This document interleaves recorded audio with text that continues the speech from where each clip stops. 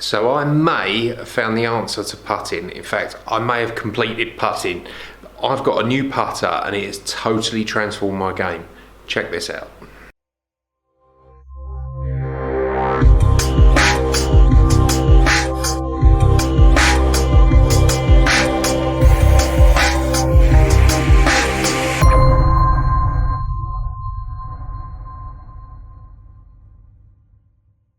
So putting has to be one of the harder elements to golf, and if you're a person that struggles with putting, it is immensely frustrating. So over the last year or so, my putting's not been great. I've messed around with different putters, different grips, different things, and genuinely I think I found a putter now that has totally transformed how I play, and I feel much more confident with it, and it could be something that could transform your game too.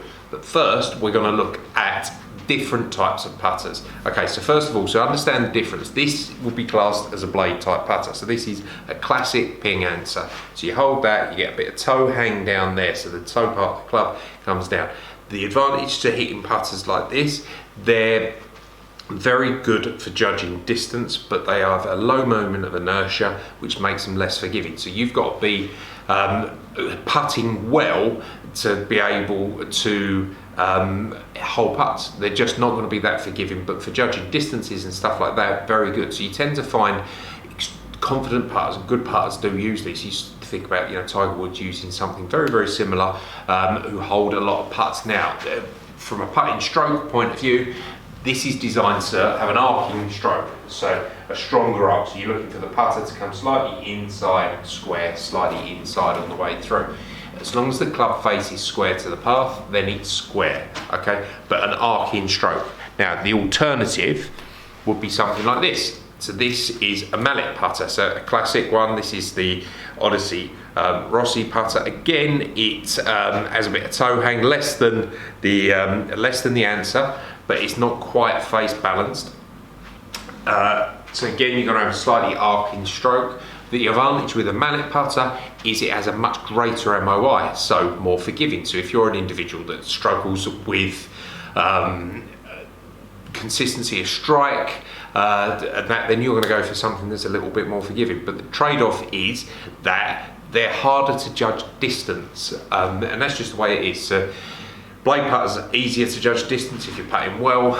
Mallet putters are less hard. Two differences between these two: you've got an insert on this one making it feel a little bit softer, and the other one being a more of a milled faced, so therefore feeling a little bit firmer from the putter. Now, milled putters generally are more expensive than insert putters because it will involve a person standing there and physically milling a piece of metal, and there's a limit to how many they can make in a day, so therefore the cost per club will go up. So you're going to see that's why Scotty Camerons and stuff like that are more expensive.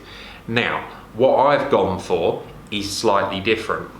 So this is an Even Roll Midlock putter. So first of all, decent premium head cover, as you'd expect.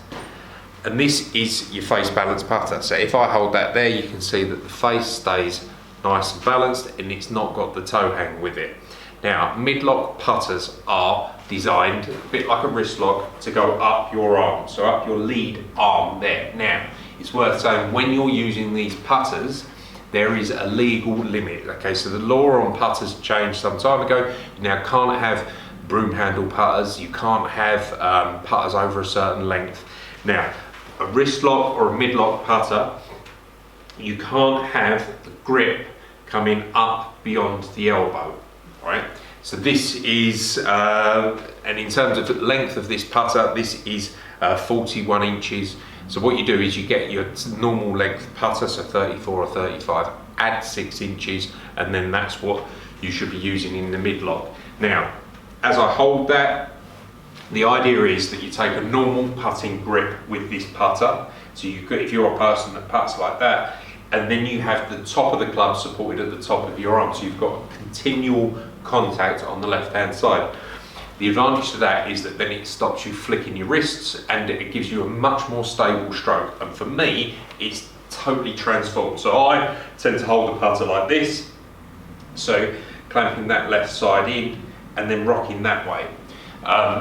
And for shorter putts, I played the other day, and from anything from 12 foot, I didn't miss a putt. Hold everything that I would expect to hold, and it's really good. But I'll show you. We'll take it on the course and have a look. Right, so we're out on the 12th green. Let's just roll a few putts. So you kind of put this down, you can see it's quite a big head now. Because of the additional weight from the shaft and a large grip, it is a heavy putter, far heavier than anything that I've ever used before, but I've never used one that's this long.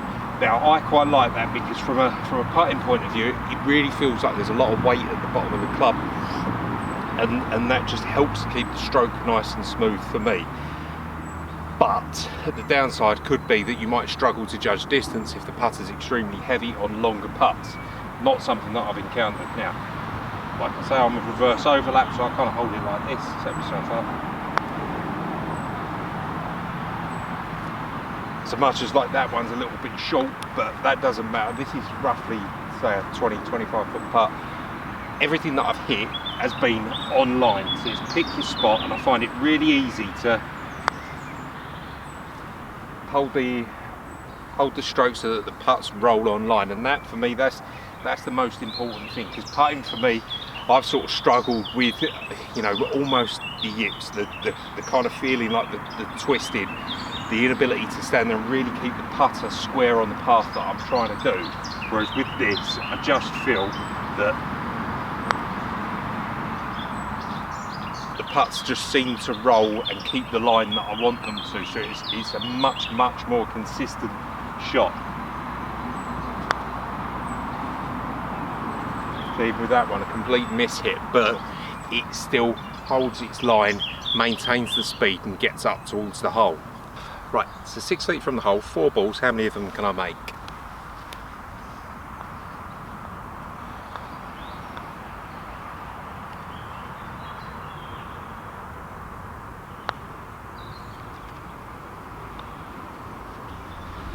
So you can see there, like the hole out distance from that sort of range, 3 out of 4, that's pretty good.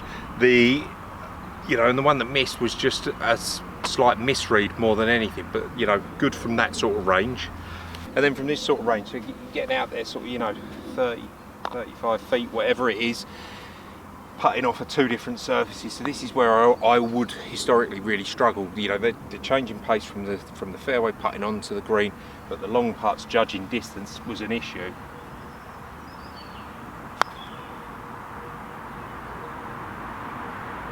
And you can see there, that's the line that I'm intending to hit, and no issue judging the distance.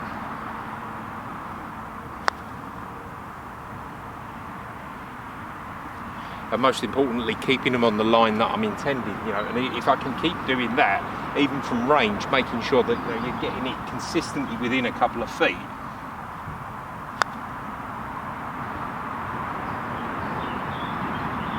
That's just going to make 2 putting all over the green that much easier.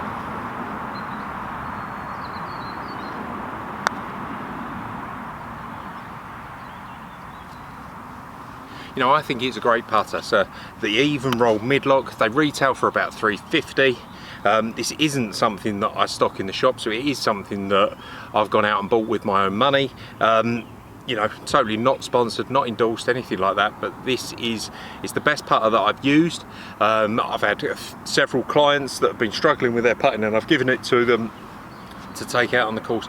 Everybody's had success with it. So it's definitely something that's worth considering, something that's worth trying if you're in the market for a new putter.